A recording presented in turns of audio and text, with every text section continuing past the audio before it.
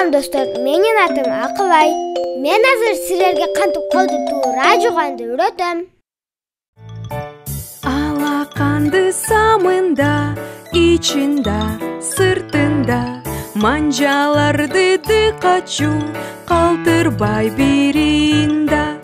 Бармактарды самында, айланта, айланта, тырмактарды унутпа, болсун таптаза. Ал эми азыр орус тилинде ырдап берейин. Ладошки свои мы мылом трем с двух сторон, и между пальчиков потом тоже с двух сторон. Большие пальчики на 3 покрути, покрути, ладошки ногтями почеши, и наши руки чисты.